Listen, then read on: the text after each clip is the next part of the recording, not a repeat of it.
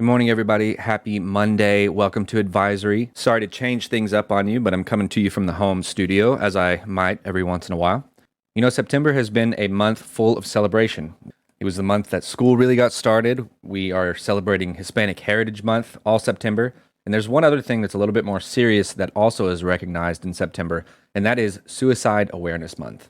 Now, I know this is a pretty heavy topic to talk about on Monday, but this being the last week of September, we thought it important to go over this topic. So please pay attention to this video. You know, as heavy as a topic as this might be, it's also a very real one. And there are a lot of there are a lot of people in this building and a lot of people in our community that have been affected in some way or another by suicide, by someone else's suicide, or our own suicidal ideation. As is the case with many things concerning mental illness, especially, it is more problematic to not talk about it. So with that said, let's get started. In 2020, there were 3,924 reported suicides. It is the second leading cause of death for ages 15 to 24 in the United States. And according to the National Alliance on Mental Illness, otherwise known as NAMI, 20% of high school students report serious thoughts of suicide. 9% have made an attempt to take their lives. And this quote at the bottom here is from Harry Miller, a successful Ohio State football player with a 4.0 GPA who also struggled with thoughts of suicide as well as an attempt. He says, "This is not an issue reserved for the far and away. It is in our homes, it is in our conversations, it is in the people we love." So we know that it's a prevalent problem. We know that it affects many of us, either directly or indirectly.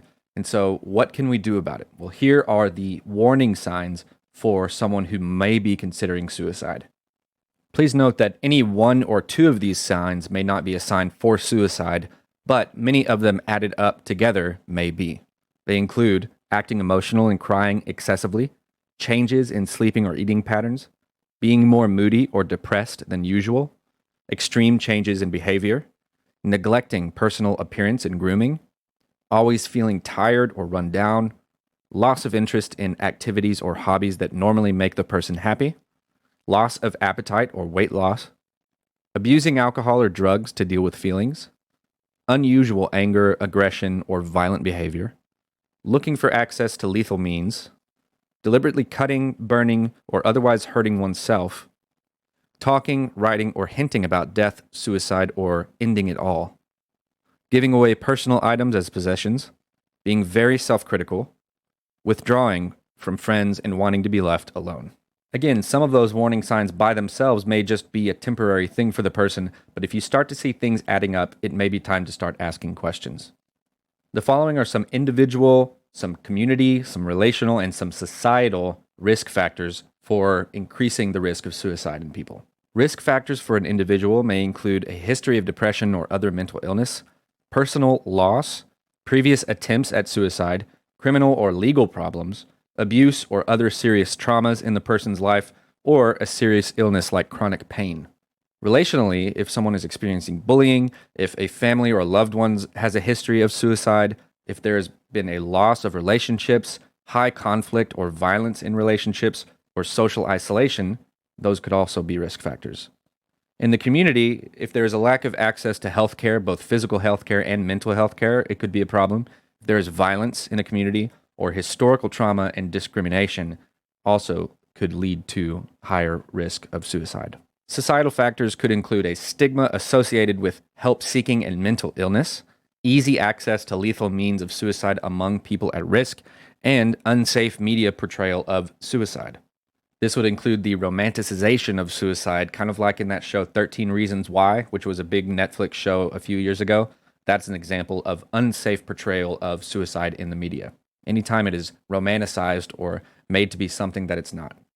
Luckily, in addition to risk factors, there are also protective factors that could be put in place to prevent suicide.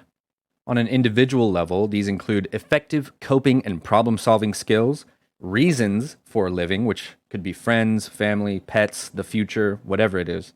A strong sense of cultural and personal identity can also protect someone from being attracted to suicide. Relationally, if someone has emotional support from friends, partners, and family, that can help, and also a feeling of connectivity to the others around them.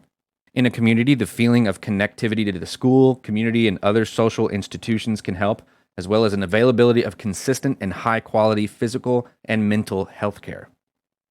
Societally, a reduced access to lethal means of suicide among those at risk, cultural, religious, or moral objections to suicide, and a reduced stigma around seeking help and mental illness.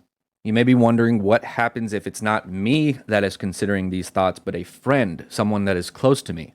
These are the things that you can do to help those that are hurting themselves or considering suicide. If a friend needs help, don't ignore the warning signs, those that we just went over. Take any mention of suicide seriously, even if it may be in a joking fashion. Listen and be supportive. Let your friend know that you will help. Encourage them to talk to a trusted adult. And that's a very important point, okay? You are not in this alone in your attempt to help your friend who may be going through this. Find a community of support, maybe starting with a trusted adult to help you with this situation. Help your friend find school or community resources, such as counselors, and don't keep it a secret from others who can help. Some things that are shared in confidence between friends should be kept secret. This is not one of them. If someone that you know is hurting themselves or considering suicide, don't keep it a secret. Find someone and get help. A common misconception about self-harm and suicide is that if you, as their friend, bring up something about this, that you may give them the idea or push them towards it. The truth is actually the opposite. What doesn't seem to increase the risk of suicide is talking about the importance of mental health, talking about the importance of reaching out to people who are struggling, or if you're struggling, reaching out for help. Talking about suicide in general and talking about depression is not going to make things worse. I know this is a very heavy subject for a Monday morning, but I really appreciate you taking it seriously. The more we talk about this and the less stigma we have around mental illness or seeking help, the better. If someone you know is considering suicide or displaying clear warning signs, don't hesitate to talk to them and get help from someone else who you trust. And if you are someone who has considered or is considering suicide, please know that you are not a burden to those around you. Please reach out for help. If you need to come talk to me up in H300, you can talk to me. If you need to find a teacher that you trust to talk to, start there. But please, please reach out. Thank you for listening. Thank you for taking this subject seriously. And as always, be good to yourself and others. Have a good Monday.